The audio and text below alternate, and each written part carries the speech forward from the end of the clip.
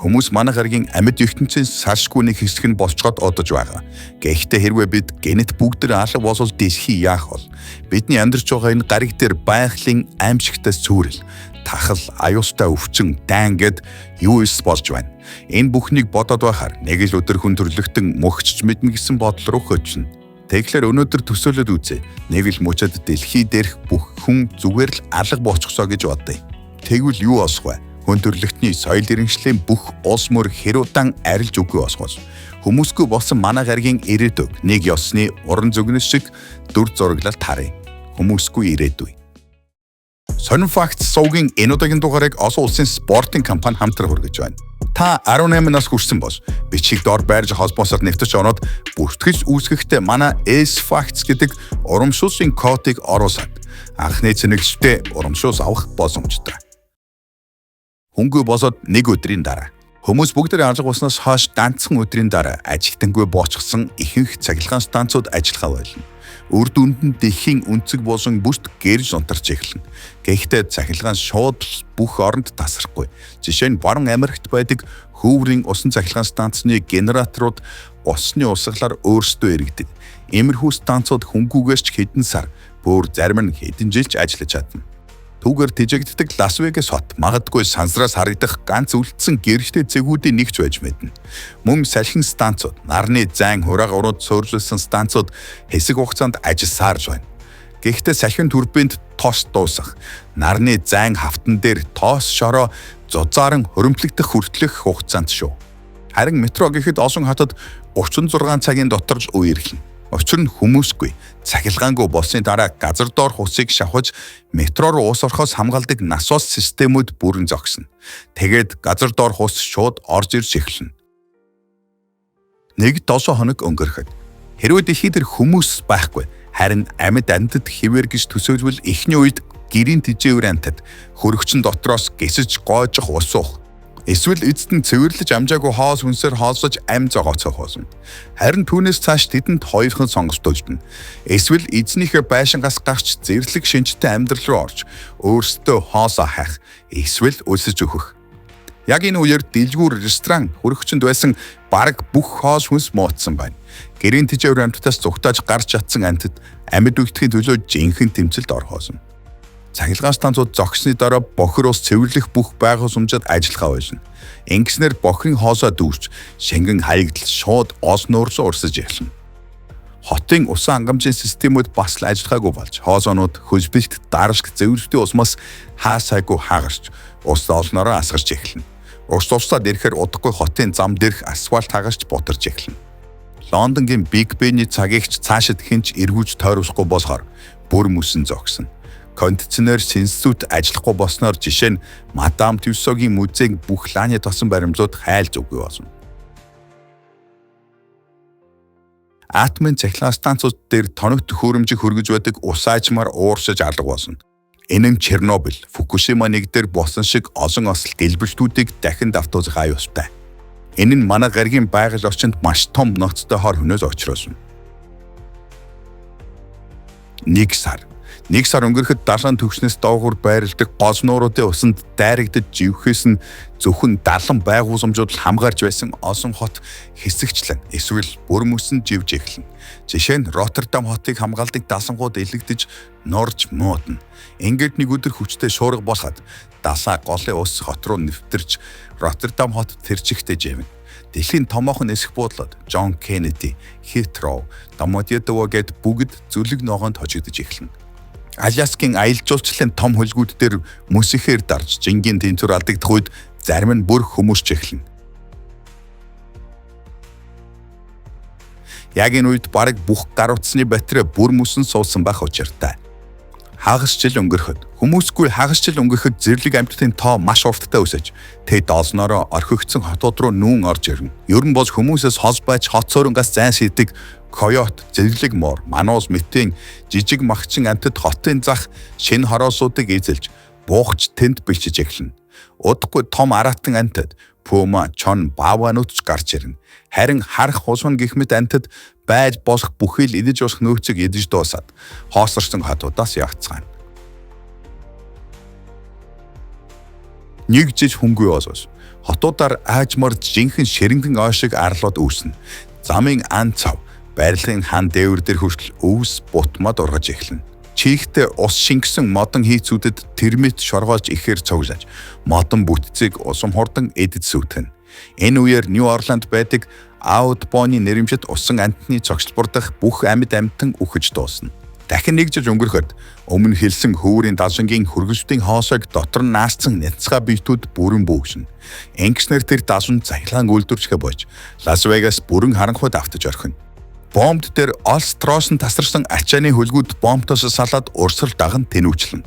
Ямар нэг хөжлөг гүүртээ мөргөлд мөхцөө ус аван живж эхэлнэ. Удалгүй олон улсын сансрын станц мөн устж алга болсон. Түүний тойрог замыг хянаж засварлаж өгөх хүн байхгүй тул аажмаар доошосоор эцэст нь дэлхүүрийг унаж унахта агаар мандалд шатаж өгөө болсон. Зарим хэмэл дагуулууч бас яг ингэж шатаж ааж байгаа болсон. Хөнгө осоод 10 жилийн дараа хотын ихэнх газар лян өвс ургамал модны залуу урамсаар бүрэн хожигдно. Москвагийн усан талбай дээр хөрсний нийгмийн давхарга үүсч өвс ургамал сэгүү ургаж талбай бүхэлдээ ногоорсон тал шиг харагдана. Энэ үед ихэд дэлхийн бүх цэнгэлдэг батарейн 99% нь бүрэн суугаад хэрэггүй болсон байна. Орхигдсон олон хот 10 жилийн дотор ой хээрийн түүмүрт ихээр өвснө. Жишээ нь Калифорни мужийн Сакраменто хот ихээр усан давтаж, нисэх буудлын онгоцоод хүртэл үерт урсаж, дожгоонд туugдсан байшин барилгатай мөрвөлдөн хотод их норж цүүрэл үүснэ. 25 жил хүнгүй болоос Вашингтон хотын ихэнх хэсэг намаг балчиг газар шиг болсон. Линкольны хөшөө, Парисын ялалтын номон хаалганы тулгуур хэсгүүд, Бүкингемийн ордны хаалга, түүнтэй ажил байлгуудын иргэн тойрон битүү урмалд автаж ургана. Зарим орхигдсон хотын гудамжинд хавчигдахгүй амьдарч чадсан амьтад ашлан бар хэрс босон бусад том сэр нурднууд сууршин амьдрах хоосон. Дашан ус Лондон, Амстердам зэрэг хотуудыг бүхэлдэн нөмөрч, илүү хуурай бүс нутгийн хотуудыг эс шороо дараад болчихно. Теотиуаканы эртний хотын үлдэгдэл балгасуудыг урмаж бүрэн бүрхсэн ч газрын хэлбэр ерөнхий дүр зураг нь хэдэн мянган жилийн турш танигдахаар хэвээр байна. Харин ахуйн ихэнх хэд зүйлс цаг хугацааны ирэхээр бүрэн устна. Цахилгаан хэрэгсэл зөв тоостойгоо муудан эвдэрч, хувцас гутал ялдарч задарна. Зорог мөнгөн дэвсэстүүдийг бичиж биетүүд идэж, буталж бараг юу ч үгүй босчин заажна.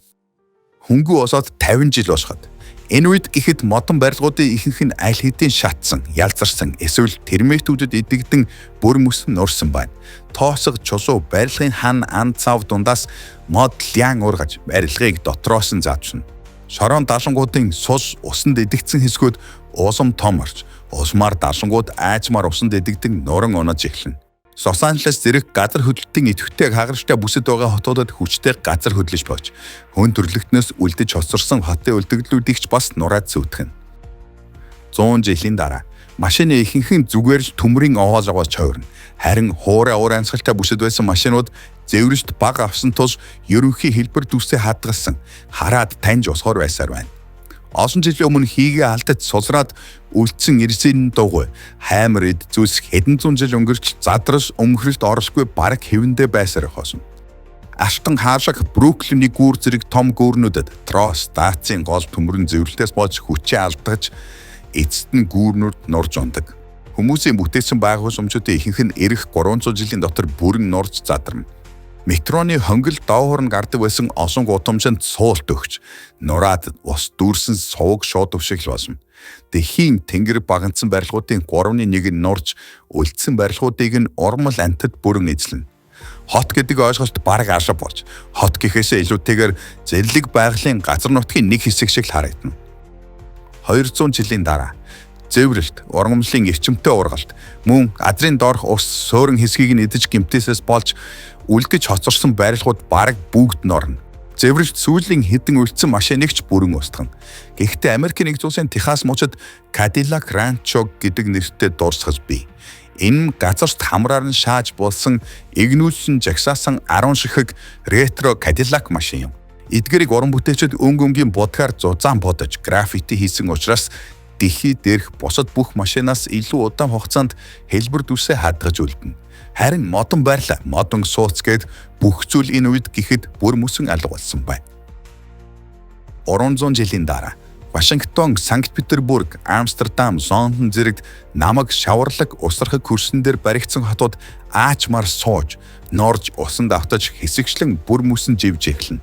Орчин үеийн бидний бүх мэдээлэл хадгалдаг зүйлс лазер диск, фото пленк, цаасан ном, сонин гэд бүгд цаг хугацааны ирэхээр тоос шороо болж алга болно. Металл хийдтэй зарим нэг барилгал үлдэнэ. Гэхдээ тэрч гисэн 300 жилээс хит удаан тэсэлгүй зэврээд нурж эхэлнэ. Зэврэлт Эйфелийн цамхаг, тэнгэгт багандсан байршууд, аврах том далангуудыг ч гисэн өршөөхгүй. 1000 жил өнгөрөхөд 1000 жилийн дараа өнөөдрийн ихэнх хот ногоон хоншлоход бүрхэгдсэн байх болно. Нурж унсан өндөр байшин барилгууд зүгээр л өвс, мод ургасан, овооч товоосон дов толгод шиг харагдана. Манхэттен арал хүн сууршаас өмнөх байдалтай орж, горих, нуур, цөөрөм, ой шугуутай зэрлэг байгаль болно.